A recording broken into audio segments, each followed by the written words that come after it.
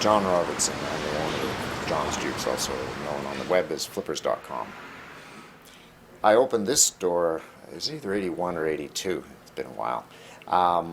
I'd had a previous smaller shop further up Main Street, and that one I ran for a couple of years. Then I had one down at Main and Second, and before that I was operating out of my apartment.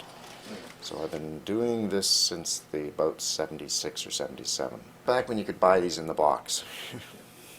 There's always been older machines that were collectibles. I mean, back in the 70s it was the electromechanical pinball machines, because these new digital electronic ones were pushing them aside, but people still wanted to play them in their homes. You know, they grew up with them. That's the market I've filled all these years. Well, actually, I've got the earliest ones. They're hiding on the floor somewhere. They're quite small. They're about this long, about that wide, and so they would sit quite happily on top of this. They were tabletop units, and they had pins and the little balls, and they were an offshoot of what was called bagatelle, which was a game from the 1800s and 1700s. But these were coin operated. You put a penny in or a nickel in, and you get 10 balls, and the balls would roll around the circumference of the unit, and then they would catch on the pins, pin ball. Oh, arcades go back to the 1800s. They had the movie arcades, they had penny arcades where they had like electric shock machines and little fortune teller machines and all sorts of things. So arcades have been around as long as people have figured out how to make a coin-operated device do something that people would be willing to throw money into. For a long time we used to find early games in attics and basements and crawl spaces and everything, but as the old houses are vanishing, so are the games. I think we've cleared out all the attics and basements by now in the Lower Mainland. So now most of our customers are private individuals. They just want a game for their home, for their kids, for themselves, and that's where they go. Yeah, we've been renting to the film industry since the early 80s, I guess. As long as I've been in business, they've been knocking on the door looking for stuff. So, one thing, the little jukebox that's out front of the store, for example, is in the movie Scream. What was it? Scream 2, the comedy. Oh well. Anyways, it's in the balcony scene when the people are warning about the nasty guy up in the balcony, and you can see our little jukebox with the "Park at Rear" written on the side, as it used to say. Our film rentals is not a major part of our business. It is just one facet. So it had an impact, but a small one. Like as total sales go, it's not a very big figure, but it's still, you notice it when it's not there somewhat. So I would say the writer's strike, it probably had some impact on us, but not a large impact, because people will now be getting back to doing films. I mean, we're having the film people coming through almost daily now, taking pictures and talking about renting stuff. We've got games going out over the next month or so to make up for the strike. So it was slow for a while, but it'll be busy again. Like any business, we're affected by ups and downs of commercial, home market, everything else. I've had good years and bad years. So it's just not much we can do about the bad years, and we just try and survive the good years, keep busy.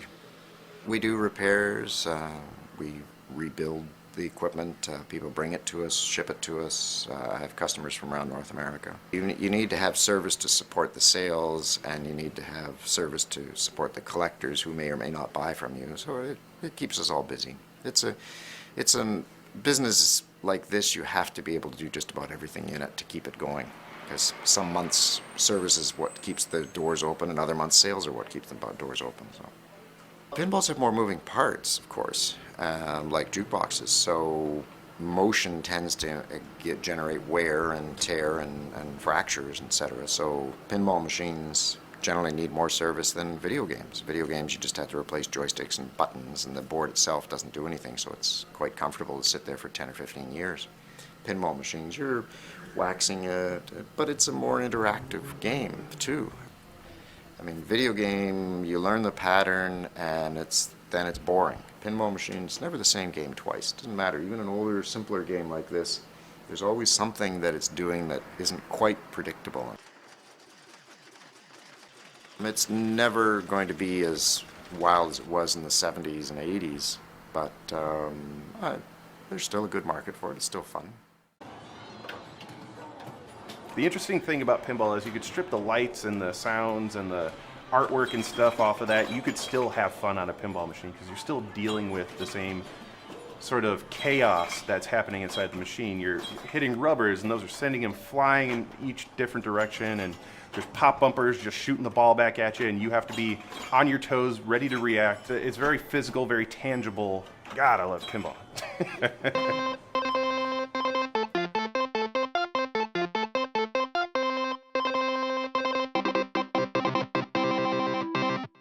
I think it's just time for a pinball renaissance. It's an amazing game, it's a truly American game, and it's a Chicago game. You can trace the history of pinball back specifically to Chicago. Chicago is the capital of pinball because all of the designers, the manufacturers are here, but also because of easy access historically to a lot of the material. How Detroit was Motor City, Chicago is Pinball City. This is where pinball was born, created, thrived, lived. That's where it's like slowly started to decline. And Stern, the last real big pinball company left on the planet, just held on and kept pinball alive.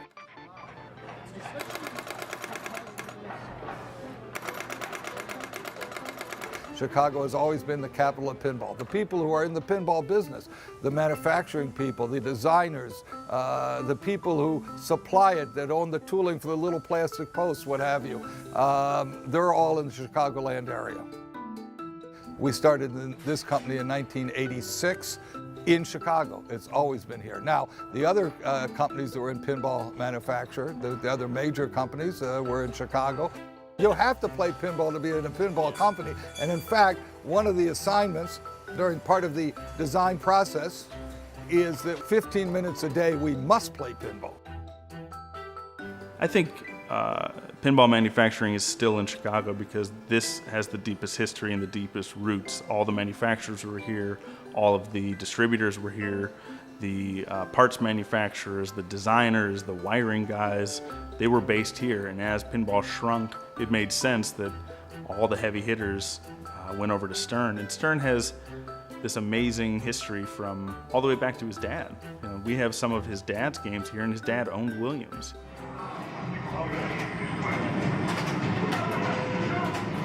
The pinball scene in Chicago is exploding right now.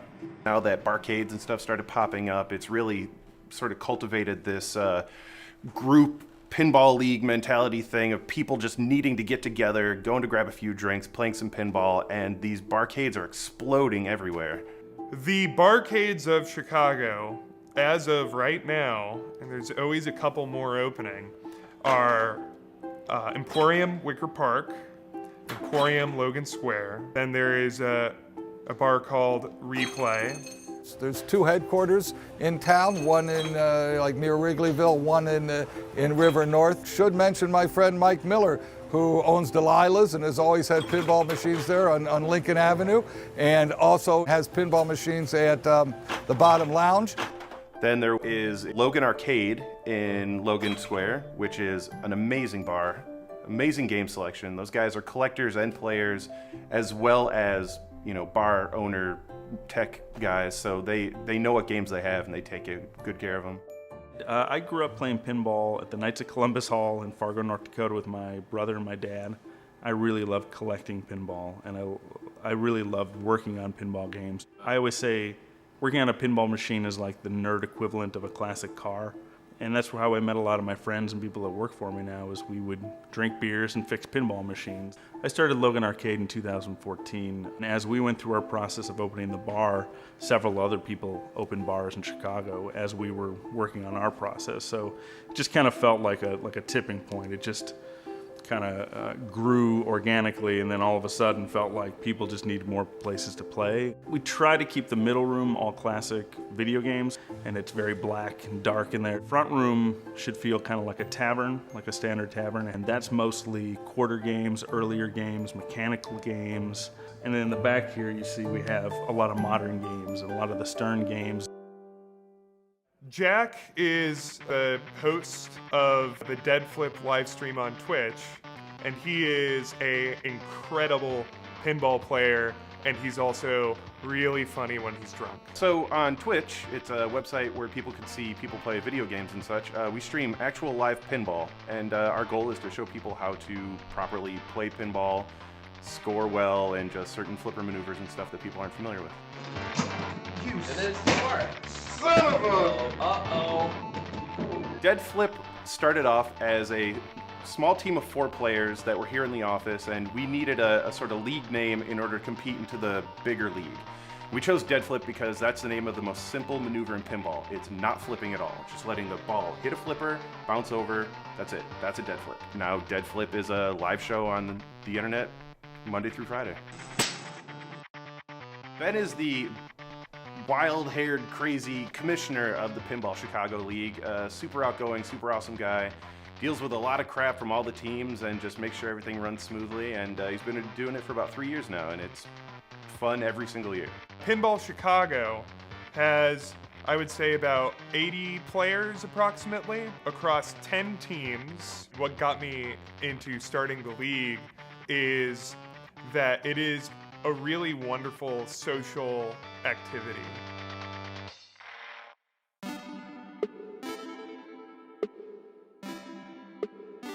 I love pinball because it's random, because it's you versus gravity versus just the physics and the rubbers and the everything that could be wrong with the machine and everything that could be right with the machine. Unlike a video game, which is all just bleeps and bloops. Pinball is awesome. I love mechanical things. I just love the ingenuity. I love the design. I love the history. For a lot of the games, it's the artwork. The most grown-up, most expensive, coolest toy you can own is a pinball game, because it's a whole world of toys and things under glass that you get to interact with. So that's why I love it.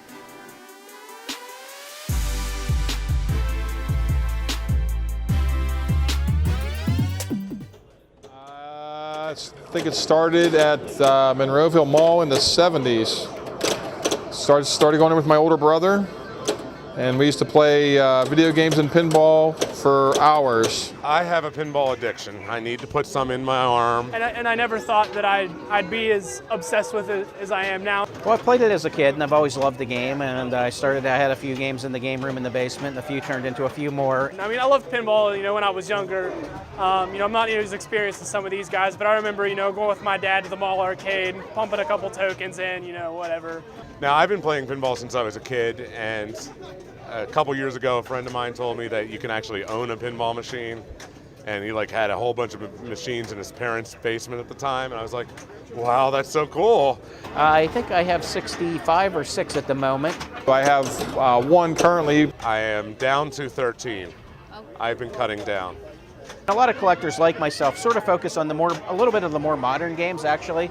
Modern being 1990s and earlier, because by then the computer memory was such that the rules could be kind of interesting in a game. Instead of just knock these targets down and hit that spinner all day long, there's like a storyline to each game. I like games that have really deep rule sets, like you have to complete a lot of things or goals to get to a wizard mode. You're just action, action, action. It's not like a video game where you can learn how to master it and do the same things over and over again to be successful. The fact that you literally have a different experience every time you play a game, I think, is one of the main reasons why I continue to play, because it's just challenging, it's frustrating, but it's invigorating at the same time.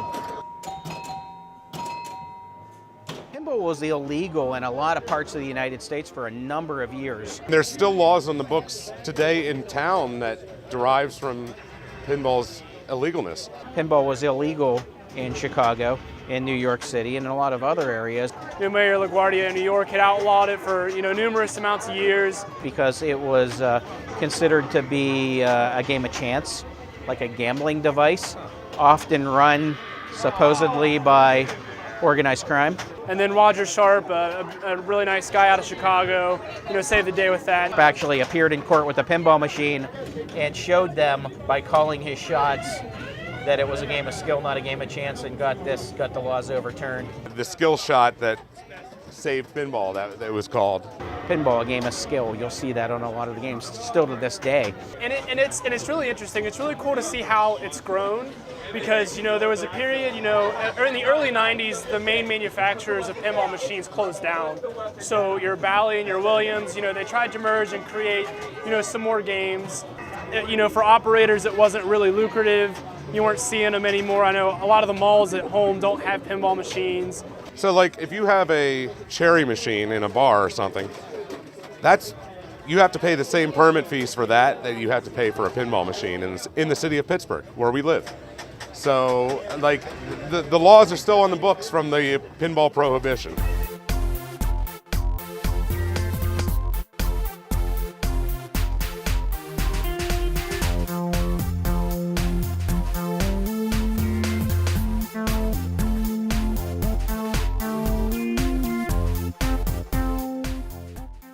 Pittsburgh Pinball League is a diverse group of individuals that share a passion for this game. You get together with people, you have a good time, you joke around, you make fun of each other, you poke fun, you play pinball competitively. Sometimes you take it a little bit too serious. You're seeing a league that's grown from 20 members 10 seasons ago up to over 100 members, however many people we have now, which seems to be getting out of control almost. We are in our 19th season now, but there's 3 seasons a year, so about 6 years in its current format. And previously there was some other leagues in the area, but the official Pittsburgh Pinball League 19th season. I've been in the league, this is my 2nd season, so a little under a year now. I commute every week. I make the drive up from Morgantown, West Virginia. It's about an hour and 15-minute drive. At least once a week, sometimes 2 or 3 times a week. Each season itself has a final. The finals these days are at the Papa facility in Carnegie, which houses about 450 pinball machines. Players are ranked by their score the whole season, by how many points they get each week in gameplay. And the top 16 play in A Division finals. Next 16 are B Division, next 16 C, then D Division. And in there it's bracketed play. People can go out and have a good time, and there's no vices necessarily associated with it. So there's no downside to it. It's almost like a party every week, but not really.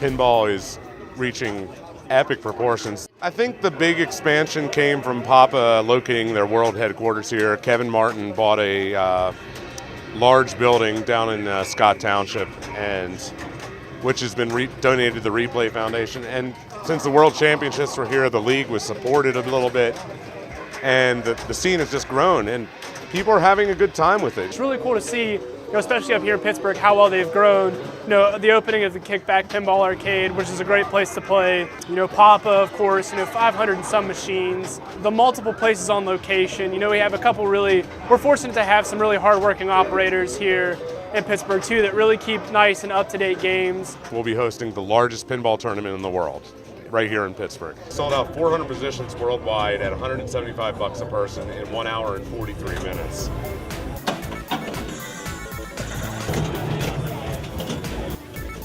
But I've met more cool people playing pinball than I have in most of my life. There's more hours put into a pinball machine than there is to build a Ford Taurus.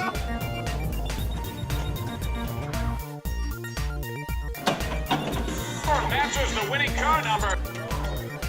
My main goal with pinball is just to learn the games as well as I can, as many different ones as I can. Hey, Joe.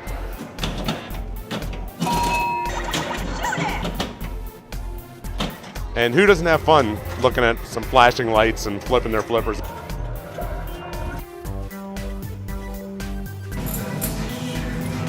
It's doing the thing that I love to do, playing pinball.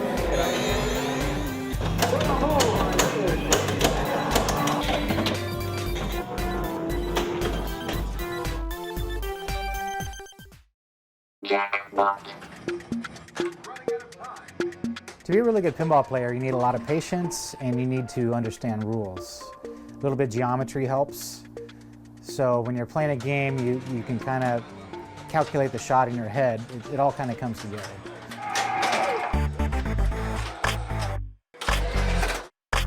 I'm Keith Elwin, World Pinball Champion.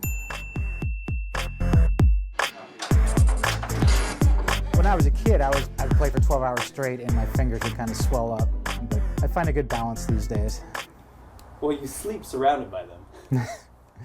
I do sleep surrounded by pinball machines, but they're off 90% of the time. I collect pretty much any era of machine. I mean, it sounds silly to look at some of these old games. They're usually pretty hammy, but some of them from the 60s just have beautiful art packages. Some of it's terrible, but there's some examples that are really nice. Hey guys! Pinball takes up a good chunk of my life. I worked in the computers, electronic industry for a few years. I'd get laid off, come back to it, get laid off, and in between that, I'd always go back to pinball to kind of supplement my income, buying, selling, fixing. That was about 15 years ago. All right, here we go. So we're doing a 4 strikes tournament, 1 game. Tonight we're having a tournament at my friend Steve's house. Get together, play some pin, drink some beer, throw down some dollars and play for money. I've been playing in tournaments since 1993. If your goal is to play in a tournament, you need to be focused. You need to concentrate on everything you're doing every single second. To me, it's always a fun game. It's never so serious. And you're not going to get rich doing it, you're not going to make a living doing it, but to get paid to do something you love and be competitive at, it's not a bad way to go. I'm Michael Sheese. I started the Lucky Juju Pinball Gallery and founded the Civic Pinball Museum in Alameda, California. It's my buddy Larry. I'm Larry Zartarian. I'm also affiliated with the Pacific Pinball Museum. I've known Mike for about 12 years now. Has it been that long? And we're in the process of trying to find a permanent home for our collection of about 650 to almost 700 pinball machines. And we found a temporary home right here if you want to see it. Would you like the to warehouse. come inside? We would, yeah. Come on in. Well, when I started the Juju, the main reason was I had gotten a bunch of pinball machines for an art project. I was going to make kinetic art, and I just couldn't do it. No matter how much whiskey I swilled, I just couldn't put the sandpaper to the playfield and erase the original art. So they kind of sat there until their moaning to be played late at night would wake me up, I really do believe there's a soul to these machines, that they want to be played. And it's really funny, if you don't play them, they kind of stop working and they develop problems. But as long as you play them, they seem to go forever. Once you get one of these restored, they're really pretty amazing piece of American ingenuity. I consider what Larry and I do, I've considered myself a curator, and Larry, I think of myself more as a Johnny Appleseed kind of pinball. I'd like to spread the enjoyment and the love of just playing. And the best way I can do that is to make my own collection playable so other people can have as much fun as I did. In fact, in terms of museums, there's really no other organization that's doing what we're attempting to do. Our goal is to become the Smithsonian of pinball. Not only treat it with a reverence that it had in the past, but make sure that it's relevant in the future. A good service tech really is hard to find. I've been around lots and lots of games all my life. So, for the last 20 years, I've seen warehouses and warehouses full of games. I am really amazed about the Gordon Hasse collection. It's like a collection it's shocking. a lot of these machines that we're restoring are from his collection that he donated to the museum. Some of these haven't seen the light of day for, 25 years. He managed to collect every Gottlieb wood rail single player that Gottlieb ever made. From 1946 through 1961. It's truly a one-of-a-kind collection in the world. Looking at this warehouse with all the games in it, it is a little bit also overwhelming too. So it's almost like, wow, where did all these games come from? My God. We had a really good success rate last year. Out of like 350, only 6 of them went down. I've been to other shows where they have 100 games, 15 or 20 of them are down. Of course, when I get down to the end and get finished with a pinball machine like this, sometimes I hurry up and plug it in, want to throw the ball in it, play with it quickly, see if it'll do its thing, So, because I'm always excited about getting into a pinball machine and see what makes it tick, And I'm sure glad that I'm actually working here for PPM. First the broadsides, then the big parade, tigers, elephants, lions and bands, like some returning Roman legion, the captured and fallen spared for Caesar's pleasure. Elephants and roustabouts pitch the giant tent. Peanuts, popcorn, cotton candy. Then, ladies and gentlemen, boys and girls, as high above the center ring, an Amazon beauty, both handsome and bold, dismisses the danger of death in the sawdust and works without a net. You might ask why it's of value from an historical perspective. Well, for openers, pinball is totally visual and highly effective as both a track mode and a storytelling vehicle. The graphics are unique, closely allied to circus and carnival art. What's more, pinball graphics are perfectly suited to today's nostalgic mood, our widespread yearning for simpler, better times. Although the game themes were almost infinitely varied, the intended result was always the same: to provide the player with a pleasant break from limited prospects and the tedious grind of day-to-day reality, to provide a nickel escape, a 5-cent fantasy. We do have at least 500 pinball machines. What's going to happen to them? Because my kids or our kids don't want, 500 pinball machines. So what we'll do is donate them to the museum. That's where they really belong. And my hats are off to people that put their ducks in a row for this event. The whole circumstances of all the art people and industry people and everybody that got together to make this happen. Richard announced his intention to make a very generous contribution to the museum, and he understated by almost an order of magnitude the number of machines in his collection. I suspect since his wife was in the room, but he allowed us how he owned about 500, and I think it's probably about 3 times that. And his business card reads, Keeper of the Pinball Flame since 1952, which is when he began collecting. So he might be the original pinball collector. I don't know anybody that's been into it longer than that. None of the museum institutions take this seriously. Maybe we're putting it up on a pedestal, and a lot of people disagree with that because they think, oh, it's a hobby, and you're going to take away from the hobby. Well, it's more than a hobby. It's art. It's kinetic art, and it's an American icon. It really is something that we should be proud of. I'm delighted to have been able to play a part in advancing the interests of the Pacific Pinball Museum. What we need are proselytizers. We need each and every one of you to go out and tell other folks about what this wonderful group of people are doing. It will never, ever be done by the highbrow museums of the world. They don't understand it. They never will. So if we want to see it done, it's going to have to be done by us. And I encourage you to do everything within your capability to help us advance the case and make this long-held dream a reality.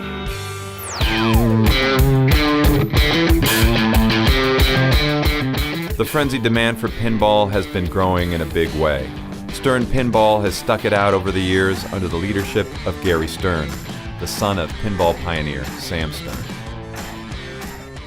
Player 1, you are up. 1 good ball, that's all you need. My father used to say a game like a movie should have a good theme, action, photography, art, promotion, sound effects. Multi-ball! Winter is coming. We're fun. We're only about capital F, capital U, capital N. Fun. And that's my point. We love pinball machines, and we want to make them so we can make more of them and play them. Somebody get a picture of this. I've never done that. Game's about a ball, 1.1/16 in diameter, 80 grams, chrome, steel, and flippers. No different than any other game.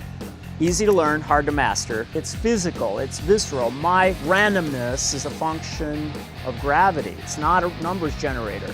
Everybody's got virtual here, virtual on their desktop. The visceral is what's made us currently popular. The ball is wild, as Harry Williams, the great pinball designer, would say. You don't know for sure what's going to happen, but there is skill involved in pinball. It seems like every game that you are producing are with some really cool properties. This company is 30 years old. Almost all of our games in that whole 30 years have been licensed titles. Titles start the process going, both with the game player putting his money in and with the distributor buying the games and so forth and so on. Because we sell all over the world, it's important that we have titles that are recognizable. Ghostbusters, Kiss, Walking Dead, Game of Thrones. We like movies about comic book heroes, we like TV, like rock and roll. Music games do really well. There's nothing better than listening to a great classic rock song and playing pinball. Stern releases 3 new titles each year, largely from licensing agreements with film, TV, or music properties. And with each title, they typically produce a pro, premium, and limited edition version of the game. We try to pick A+ licenses and design games that will be timeless. So how do you do that? I mean, do you have like roundtable meetings? Yeah, it's kind of like a roundtable discussion. So, you know, my job as a licensing director is to kind of find all the different opportunities that there are. We'll kind of decide as a group what we think fits for our business. Then the challenging part is pairing up a designer. Oh. It makes for a better game. Exactly. In the case of Ghostbusters, John Trudeau is the designer, huge Ghostbusters fan, and as you can see, the end result is it's gorgeous.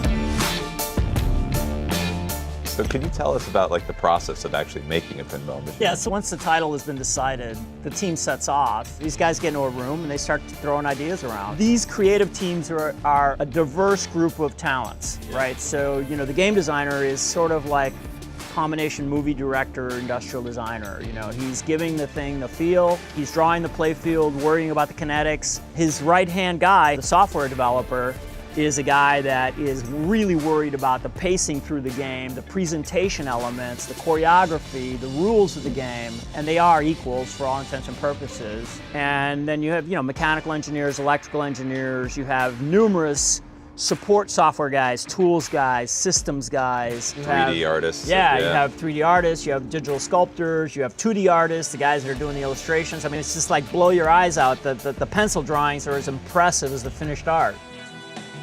If the game designer said, I want Hulk to smash his hands on a playfield and turn so that he can hit the ball, then the mechanical engineer is going to go back and start thinking about that. And the software guy's going, this is how I'm going to choreograph the Hulk event. You hit the 4 targets in front of him that spell Hulk. The art guy's doing the same thing. What am I illustrating that in that area? And the sound guy is thinking, how does he talk? Hulk can do anything except get to wizard mode. Those guys meet on a regular basis. They build things, they mock stuff up, foam core, hot glue, plastic. Eventually, the very first thing that comes up that sort of resembles a pinball machine is called a whitewood. And it's got the beginnings of the architecture. They're trying to figure out, is that a good shot? Is that a bad shot? What does the ball do when it hits this target? You know, am I draining too much? Is it too hard? Is that ramp a bitch? Each iteration is essentially more refined. And eventually they get to a place where this thing has to be made real, and it's gotta be fun. The prime directive is it's gotta be fun. If it's not If it's not fun, it doesn't matter that you can build it, because nobody's gonna want you to build it because it's not any fun. Right. Designing fun is one thing, but building it by hand is a whole other endeavor. It takes place in Stern's 110,000 square foot manufacturing facility. We design games, but we design them not as an art form, but to manufacture. We're very proud to be American manufacturers. This country needs to build product. It can't just be a service industry or a finance industry. We have to make something.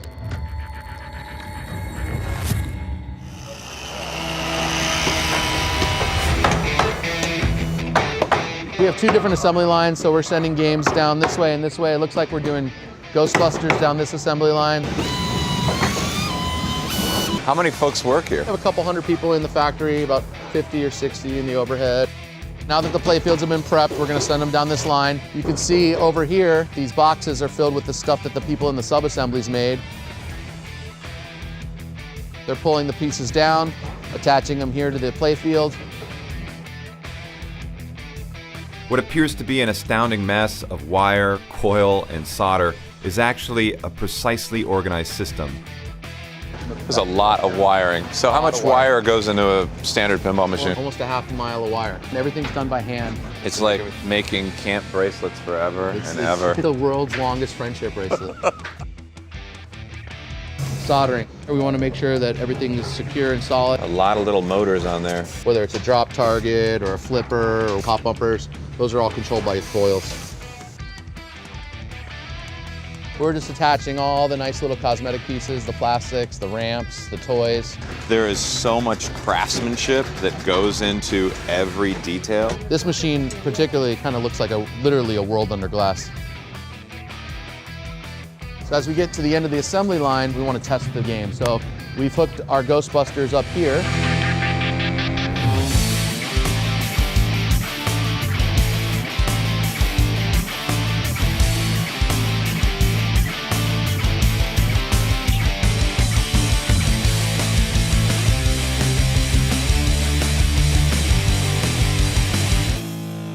I just kind of want to play. You want to play?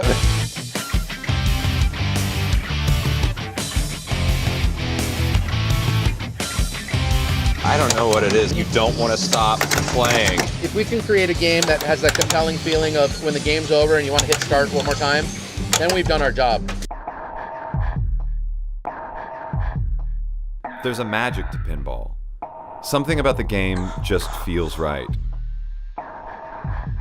Pinball seems to entice you to play it. It's curb appeal. From across the room, that thing has to convey what it is to me. That's what that art does. And the license helps. It's like I have to walk up to it. I've made the walk. I have a decision. Am I coining? Am I not? I look inside. Now the world beneath the glass has to entice me. Now I have to see the Hulk, and I have to say, I'm gonna fight the Hulk. And if I touch the flipper button, the game's gotta talk, and the Hulk's gotta slam the playfield right there. Now I reach in my pocket, now I coin the game. Now I get to go interact with the Hulk. You're right? a very bad man, George. How many times I've done It's that? orchestrated. It is orchestrated. Player win. This called for some hard-hitting investigative journalism, so I headed to Logan Arcade to do some deep cover coining.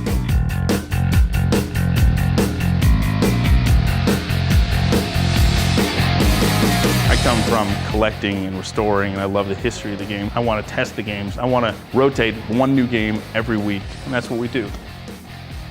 Give me your gold. I've been playing pinball for about 20 years. I just have fun. It's a fun game to play. I love playing pinball because it is like a video game, but social. No matter when you play, whether you're in a tournament or not, you're going to meet new people. I feel like it's different every time I play, but maybe not. I love the mechanical analog feel, the physical nature of it. You actually feel like a better connection with the game that you're playing.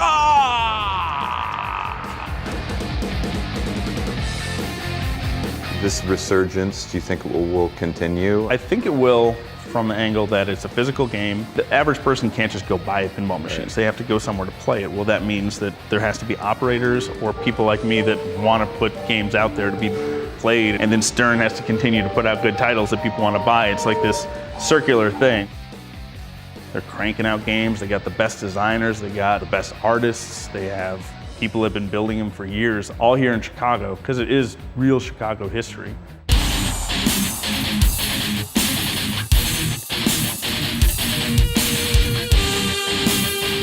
Being at Logan Arcade, the games, the lights, the sounds, the drinks, it made me see why pinball is again on the rise.